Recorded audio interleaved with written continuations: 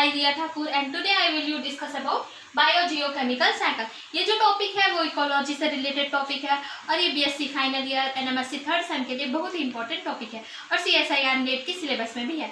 Let's start biogeochemical cycle. तो ये जो बायोजियोकेमिकल है वो 3 वर्ड से मिलकर बना हुआ है। First is bio, second is Jio and third is chemical. Means bio means क्या होता है लिविंग ऑर्गेनिज्म और जियो मीन्स क्या होता है अर्थ और केमिकल मीन्स क्या होता है nutrients material like carbon, nitrogen, oxygen जो गैसेस के फॉर्म में होता है, जो ऑर्गेनिक मटेरियल में कन्वर्ट होके न्यूट्रिएंट्स मटेरियल को परफॉर्म करते हैं। ठीक है, तो न्यूट्रिएंट्स मटेरियल का एक लिविंग ऑर्गेनिज्म से अर्थ में जो सर्कुलेशन की प्रोसेस होती है उसको क्या बोला जाता है बायोजियोकेमिकल साइकिल।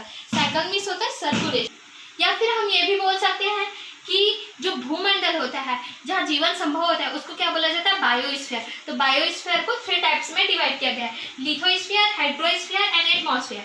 ठीक है, तो जो न्यूट्रिएंट्स मटेरियल है मतलब कि एटमॉस्फेयर से किसी भी एलिमेंट्स का मूवमेंट होता है लिथोस्फीयर या हाइड्रोस्फीयर में उसको क्या बोला जाता है बायोजियोकेमिकल साइकिल। ठीक है, लिथोस्फीयर में क्या आते हैं लिविंग ऑर्गेनिज्म और हाइड्रोस्फीयर में क्या आ जाते हैं अर्थ और सॉइल, ये सब हाइड्रोस्फीयर में आ जाते हैं। देन न्यूट्रिएंट्स मटेरियल किस में आते हैं एटमॉस्फेयर में। तो इस प्रकार न्यूट्रिएंट्स मटेरियल का लिथोस्फीयर एंड हाइड्रोस्फीयर में जो सर्कुलेशन की प्रोसेस होती है उसको बायोजियोकेमिकल साइकिल बोला जाता है। तो जियोकेमिकल साइकिल है वो 2 टाइप्स के होते हैं। First is gases cycle and ready, second is sedimentary.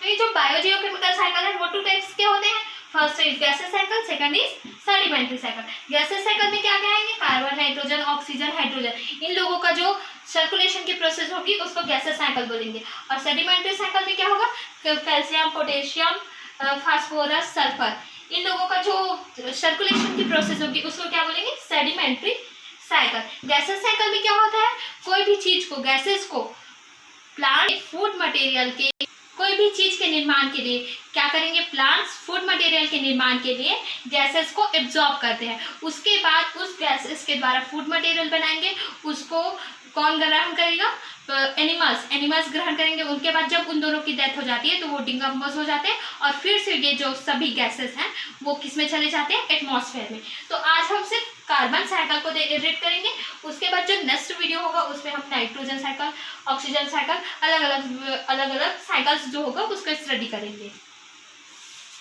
तो ये जो सी साइकिल है इसमें क्या होता है वो हम देखते हैं। तो सी साइकिल कार्बन साइकिल में क्या होता है कार्बन हमेशा CO2 के फॉर्म में एटमॉस्फेयर में प्रेजेंट होता है। ठीक है, तो प्लांट्स क्या करते हैं प्लांट्स जो फोटोसिंथेसिस की प्रोसेस में कार्बन डाइऑक्साइड को ग्रहण करते हैं। ठीक है, कार्बन डाइऑक्साइड को ग्रहण करते हैं और प्लस 6 मॉलिक्यूल्स कार्बन डाइऑक्साइड को एब्जॉर्ब करेंगे एंड 12 मॉलिक्यूल्स H2O वाटर को लेते हैं एंड दोनों को मिलाकर ये फूड मटेरियल को बनाते हैं। ठीक है, ग्लूकोज बनाते हैं प्लस 6 H2 मॉलिक्यूल्स जो होता है उसको रिलीज करते हैं और 6 O2 मॉलिक्यूल्स होता है उसको रिलीज करते हैं गैस के फॉर्म में। ठीक है, ये फोटोसिंथेसिस की प्रोसेस में होता है और रेस्पिरेशन की प्रोसेस में जस्ट इसके उल्टा होता है।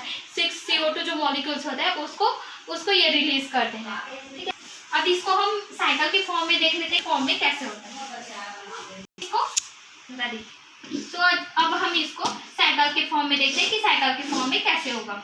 जो कार्बन साइकिल है वो इस टाइप से होता है। ठीक है, कार्बन साइकिल तो जो कार्बन होता है वो एटमॉस्फेयर में 0.3% के रूप में पाया जाता है। ठीक है, और ये ओशियन में भी पाया जाता है प्लस लिथोस्फीयर में भी कुछ मात्रा में पाया जाता है। ठीक है, ऑर्गेनिक मटेरियल्स के फॉर्म में। तो कैसे होता है ये साइकिल ये हम देखते हैं। तो ये जो कार्बन है वो हमेशा CO2 के फॉर्म में रहता है। ठीक है, तो ये जो कार्बन है उसको सबसे पहले कौन एब्जॉर्ब करेगा प्रोड्यूसर्स एब्जॉर्ब करते हैं फोटोसिंथेसिस प्रोसेस के थ्रू। ये प्रोड्यूसर जो होते हैं वो कार्बन डाइऑक्साइड को एब्जॉर्ब करेंगे किसके लिए फूड मटेरियल के फॉर्मेशन के लिए।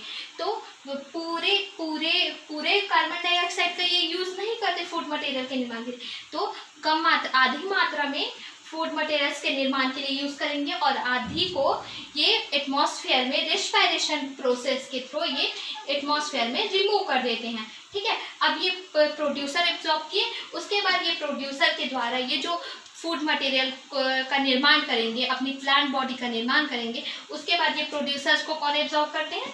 कंज्यूमर। कंज्यूमर में हर्बिवोरस आएंगे, फिर कॉर्निवोरस, फिर मैमल्स, ये सब आते हैं, ठीक है। तो कंज्यूमर ये प्रोड्यूसर्स को, प्लांट्स बॉडी को, फिर ये कंज्यूमर एब्जॉर्ब करेंगे, ठीक है। तो कंज्यूमर अपनी बॉडी बनाएंगे, उसके बाद फिर ये कंज्यूमर आधा जो CO2 होता है, जो ऑर्गेनिक फॉर्म में होता है, उसको ये रेस्पिरेशन की जो प्रोसेस होती है उसके थ्रू ये फिर से एटमॉस्फेयर में रिलीज कर देते हैं, ठीक है।